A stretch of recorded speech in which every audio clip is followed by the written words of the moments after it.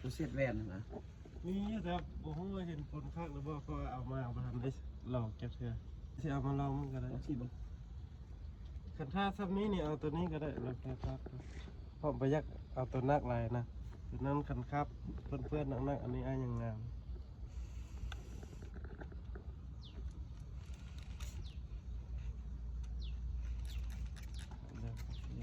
คันมันออกนี่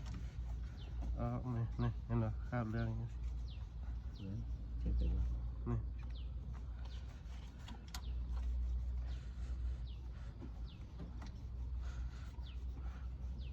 แนะนำให้ล้างเป็นจุด เหลือง สีขาวเลอะแต่มัน ต้องใส่ กันเดียวอยากล้างจุดไปครับ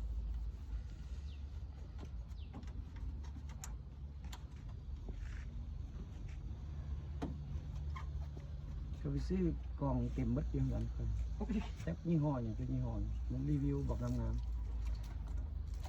แนะนำล้างให้ล้างเป็นจุดไปแต่ล้างค่อยไล่ไป ๆแต่ว่าเราฉีดแล้วเอาน้ำล้างมันบอกฉีดล้างแล้วน้ำล้างมันบ แม่ อก นต้องล้างออกถ้าเราเฮ็ดลามไปทางหน้าแล้วมันเทือกคราบที่เราเซ็ตออกแล้วมันติดคืนเพ่งออกยากเลยมันยังเหนียวอยู่นะเดี๋ยวมัน น้องซื้อน้องซื้อต่าง ตาวันนี้จะนี่เห็นนะเปลี่ยนเลยนะค่อยครับค่อยกิน